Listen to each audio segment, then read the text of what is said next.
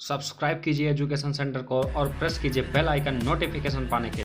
नमस्कार दोस्तों, आपका स्वागत है हमारे चैनल एजुकेशन सेंटर पर। मेरा नाम बलराम सिंह है और मैं प्रारंभ किया हूं भारतीय राज्य व्यवस्था उसकी ऐतिहासिक पृष्ठभूमि के बारे में। मैं बताना चाहूंगा कि इसका पार्ट 1 वीडियो बन चुका है। पार्ट 1 यदि आपने नहीं देखा है तो इस वीडियो के डिस्क्रिप्शन में आपको इसका लिंक मिल जाएगा, उसे जरूर देख लीजिएगा। हम चर्चा कर रहे थे कि ऐतिहासिक पृष्ठभूमि के पीछे की भारतीय संविधान जो हमारा वर्तमान में है उसके पीछे बनने के क्या क्या कारण थे, कौन कौन से दस्तावेजों का महत्वपूर्ण योगदान रहा। मैं बताना चाहूंगा पार्ट 1 में कुछ चीजें छूट गई थी जिसको हमने इसी वीडियो में सम्मिलित किया है। तो चलिए आइए चर्चा करते हैं। ठीक है, वो ऐसे तथ्य थे बहुत ही आवश्यक थे। 1786 के अधिनियम के द्वारा गवर्नर जनरल को विशेष परिस्थितियों में अपने परिषद के निर्णय को निरस्त करने अथवा लागू करने का अधिकार दिया गया था या प्रदान किया गया था। मैं बताना चाहूंगा, इसको हमने पहले भी चर्चा कर रखा है कि लिखा नहीं था, बस चर्चा किया था कि मतलब कि इनको बहुत पावरफुल बनाया गया था। इस तरह से अगर परिषद कोई निर्णय लेती है तो उसको कभी भी ये निरस्त कर सकते थे, इनको इतनी पावर दी गई थी। और दूसरी बात, जो प्रधान सेनापति, ठीक है, गवर्नर जनरल को प्रधान सेनापति की शक्तियां भी मतलब प्राप्त थी इनको। और ये दोनों शक्तियां लॉर्ड कॉर्नवालिस को प्राप्त हुई थी। पहले ऐसे व्यक्ति थे जिनको ये शक्तियां प्राप्त हुई थी। तो बस ये याद रखिएगा, ये 1786 में दोनों सिस्टम लागू हुए थे। ठीक है, 1813 में भी हमने एक बार बताया था कि भारतीय शिक्षा पर 1 लाख रुपए खर्च करने का प्रावधान किया गया था। ये चीज याद रखिएगा, वार्षिक। ठीक है, ये मासिक और अर्धवार्षिक नहीं था, ये वार्षिक ही था। ठीक है, जो 1 लाख रुपए खर्च करने का प्रावधान किया गया था ये वार्षिक था। ठीक है, और कई बार ये पूछा गया है कि एक कमेटी का गठन किया गया था, किस कमेटी के आधार पर ये 1 लाख रुपए खर्च करने का प्रावधान किया गया था। तो उस कमेटी का नाम था general committee of public instruction. ठीक है, general committee of public instruction. ठीक है, याद रखिए general committee of public instruction के बारे में। ठीक है, और इसके अध्यक्ष लॉर्ड मैकाले महोदय थे। ठीक है, जिसमें 10 सदस्य थे। ठीक है, जो ये 10 सदस्यों की कमेटी थी उसके सदस्य थे, उसके अध्यक्ष लॉर्ड मैकाले थे। और मैं आपको बताना चाहूंगा, यदि आप हमारे इस लेक्चर की पीडीएफ डाउनलोड करना चाहते हैं तो आप टेलीग्राम चैनल पर जाइएगा, वहां पर सर्च करिएगा @myeducationcenter। आपको इस तरीके का लोगो दिखेगा और आप उसे ज्वाइन कर लीजिएगा, आपको same as it is PDF मिल जाएगी। ठीक है, 1813 का चार्टर हमने पहले भी बता चुके हैं, लेकिन कुछ तथ्य ऐसे रह गए हैं जिनको बताना आवश्यक है। ठीक है, ये देखिए @myeducationcenter जब आप टेलीग्राम चैनल पर सर्च करेंगे इस तरीके का लोगो दिखेगा और आप इसे ज्वाइन कर सकते हैं। ठीक है, देखिए 1813 के चार्टर में हमने बताया था लास्ट टाइम। ठीक है, बंगाल के गवर्नर को भारत का गवर्नर जनरल कहा जाने लगा। ठीक है, कोई और पहले ऐसे व्यक्ति विलियम वेंटिक थे, ये भी हमने लिखा दिया था। ठीक है, ये पॉइंट नहीं था आप में, इसलिए हमने इसको सम्मिलित किया। ठीक है, एक विधि याद रखिएगा, जो भी शिक्षा से रिलेटेड काम होगा उसमें ज्यादातर में लॉर्ड मैकाले ही आते हैं। जो कई बार ये प्रश्न पूछा गया कि प्रथम विधि आयोग का गठन कब किया गया, तो प्रथम विधि आयोग का गठन किया गया था 1833 में। ठीक है, जिसके अध्यक्ष कौन थे, लॉर्ड मैकाले। ठीक है, याद रखिएगा लॉर्ड मैकाले। अभी आपने 1 लाख रुपए शिक्षा के पे जो 10 सदस्य थे उसमें लॉर्ड मैकाले अध्यक्ष थे। यहाँ विधि आयोग है, यहाँ पे भी लॉर्ड मैकाले हैं। काले गोरे शिक्षा का प्रावधान किया जाएगा, वहां भी लॉर्ड मैकाले होंगे। ठीक है, 1813 के देखिए 1833 में एक देखिए ये प्रोविजन था कि सिविल सेवकों के लिए चयन के लिए खुली प्रतियोगिता का आयोजन हुआ था, लेकिन कोर्ट ऑफ डायरेक्टर के विरोध के कारण क्या हुआ, उसे वापस ले लिया गया। तो हमने आपको बताया कि फिर बाद में उसे 1853 में लाया गया था। ठीक है, तो देखिए ये वही लिखा हुआ कि जब कभी इस तरीके से पूछे कि कब पहली बार प्रावधान करने का पहली बार जब प्रावधान किया गया था तो वह कौन सा सन था, तो 1833 लगाएंगे। लेकिन कब लागू हुआ था तो वो 1853 में। ये आया तो था, लेकिन कोर्ट ऑफ डायरेक्टर के विरोध के कारण इस प्रावधान को समाप्त कर दिया गया था। ठीक है, ये तथ्य है, ये 1853। एक्चुअल में वीडियो हमारी आज यहां से शुरू होती है, 1853 का चार्टर अधिनियम। देखिए कुछ बातें हमने बता दी थी इसमें पहले भी। इस अधिनियम के तहत भारतीयों को सिविल सेवकों की भर्तियों चयन हेतु खुली प्रतियोगिता व्यवस्था का शुभारंभ किया गया। भारतीय सिविल सेवा के संदर्भ में मैकाले समिति, ये देखिए ये जो मैकाले दिखा ये लॉर्ड मैकाले ही है। ठीक है, मैकाले समिति की नियुक्तियों द्वारा की गई थी। भारतीय केंद्रीय विधान परिषद, ये याद रखिएगा, ये इंपॉर्टेंट है। इसमें 4 ये जो शहरों के नाम लिखे हैं। ठीक है, भारतीय केंद्रीय विधान परिषद में स्थानीय प्रतिनिधित्व प्रारंभ किया गया, मतलब जो स्थानीय राजा थे उनको प्रारंभ करना शुरू कर दिया गया। गवर्नर जनरल की परिषद में 6 नए सदस्यों में से 4 का चुनाव, देखिए जो उसमें 6 सदस्य थे जिसमें 4 का चुनाव दे। 4 के चुनाव में याद रखिए आप ये देख रहे होंगे 3 तो प्रेसिडेंसी ही है और 1 आगरा है। ठीक, जब एग्जाम में कई बार जब पूछा गया है तो यहाँ पे आगरा की जगह वाराणसी अक्सर रख दिया जाता है, उसके पीछे कारण है वो हम आगे बताएंगे। ठीक है, देखिए 1853 में भारतीय केंद्रीय विधान परिषद जब हुआ, उसमें स्थानीय प्रतिनिधित्व प्रारंभ किया गया, जिसमें 4, ये याद रखिएगा, इन्हीं चारों शहरों के नाम देते हैं। खासकर 3 को तो आपको याद ही नहीं रखना है क्योंकि वो प्रेसिडेंसी है, और एक आगरा को याद रखना। आगरा का नाम अक्सर बदल दिया करता है, यहाँ पे वाराणसी आ जाते हैं, ठीक है। टोटल अब तक कितने नए सदस्य होने थे? 6, ठीक है। स्थानीय प्रतिनिधित्व का तात्पर्य यहाँ पे यह है कि जैसे जहां पे उनका चुनाव होगा वहीं से वह व्यक्ति उठाए जाएंगे, ठीक है। अभी आप देखेंगे कि अलग अलग जगह से राजा का चुनाव होता है, ठीक है। उसके बाद देखिए यहाँ पे कंपनी समाप्त हो जाती है, फिर आता है ताज का शासन।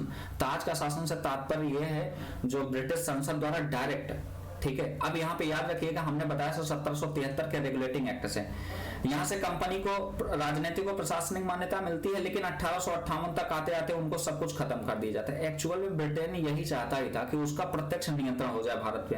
अब भारत का यहाँ पे शासन होगा। अब यहाँ पे एक बात और हमने बताई थी कि जो भारत के गवर्नर जनरल हैं उनको वायसराय की उपाधि दे दी जाएगी। तो चलिए इसको हम देखते हैं, ठीक है। भारत शासन अधिनियम 1858 का भारत शासन अधिनियम, ठीक है। भारत में ताज का शासन 1 नवंबर 1858 को माना जाता है, ये डेट याद रखिएगा। लॉर्ड कैनिंग महोदय थे, इसी दिन महारानी का पत्र पढ़कर सुनाया था, संबोधित किया था एक तरीके से, ठीक है।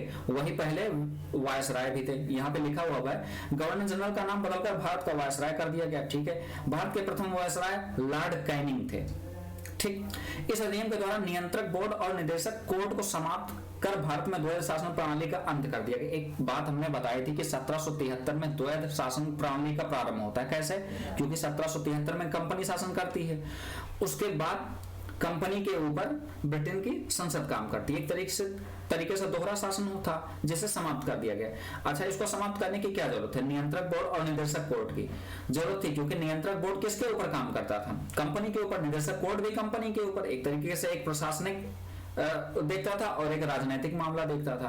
तो इस तरीके से इनको कोई जरूरत ही नहीं थी। अब डायरेक्ट क्या करेंगे, वायसराय ये सब चीजों को देखेंगे। कंपनी के साथ साथ ये सब देखिए, कंपनी के साथ जो जो चीजें शुरू हुई थी वो सब खत्म हो जाती हैं, ठीक है।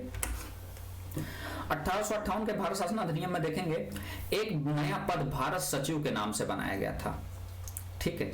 आप देखेंगे एक नया पद भारत सचिव बनाया गया था, जो क्या होता था, कैबिनेट का सदस्य होता था। कहाँ का? ब्रिटिश संसद का, ठीक है। मतलब जो कैबिनेट मंत्री होते हैं वर्तमान समय में आजकल भारत देश में, वैसे वहां पे जो कैबिनेट होता था वहां का एक सदस्य होता था, और उसको सलाह देने के लिए 15 सदस्य होते थे, ठीक। कार्यकारी परिषद होते थे। लेकिन आपको बता दें, जो एक कार्यकारी परिषद थी यह सलाहकारी थी, ठीक है।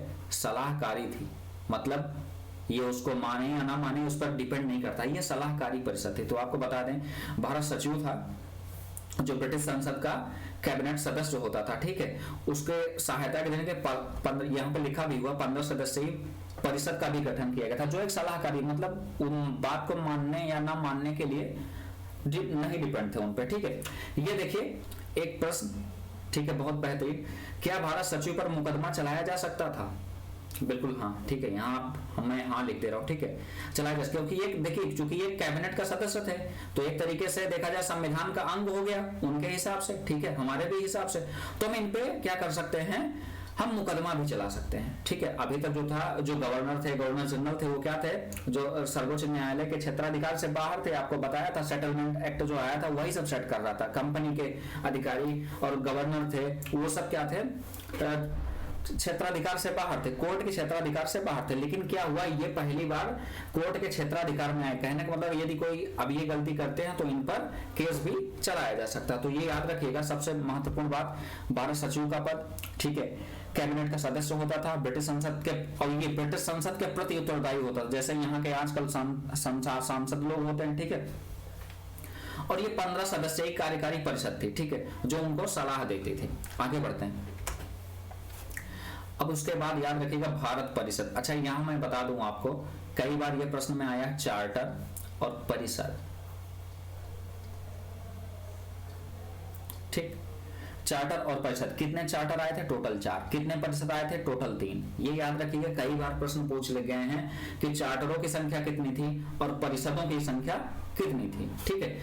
अब परिषद लाने का मतलब क्या जरूरत है? 1858 में सब कुछ घोषणा हो गया। देखिए उनको जब 1858 में महान क्रांति होती है तो उनको लगता है कि नहीं, अब भारत में शासन करने के लिए भारतीयों का योगदान आवश्यक हो। ठीक है, एक्चुअल में एक तरीके से छलवा था, वो चाहते थे कि भारतीयों का योगदान तो ले लें, ठीक है, करेंगे तो अपने मन की, भारतीयों का योगदान ले लेंगे, जिससे कोई बात होगी तो कह देंगे इसमें भारतीय होते शामिल थे।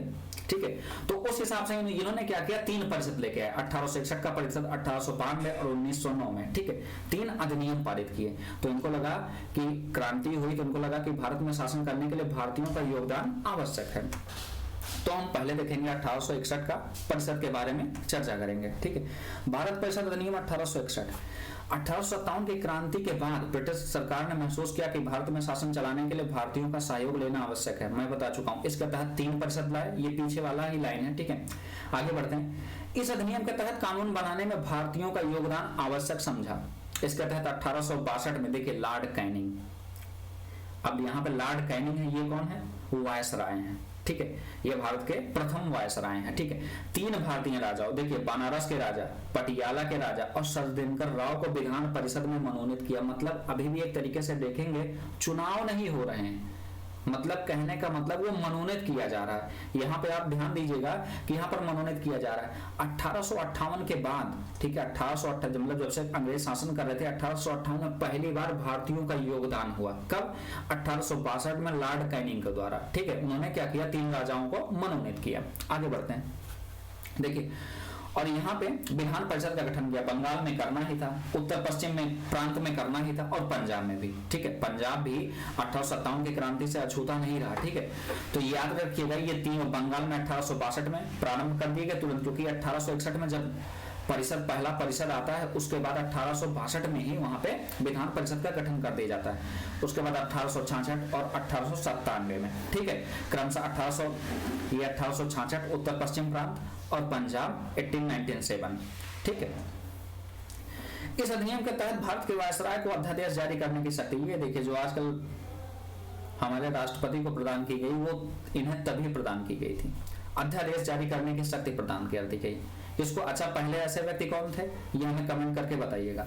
इस अधिनियम के माध्यम से कानून बनाने में भारतीय प्रतिनिधियों को शामिल करने की शुरुआत हुई। ये तो मैं पहले ही चर्चा कर चुका हूँ। देखिए, मनोनीत करने का मतलब, अगर मान लीजिए कोई मामला इस तरीके का होता है, ये सोच रहे थे 1857 जैसी क्रांति होती है, तो क्या करेंगे, सारा दोष भारतीय राजाओं पर या भारतीय प्रतिनिधियों पर डाल देंगे कि ऐसे कामों में इनका भी योगदान रहा।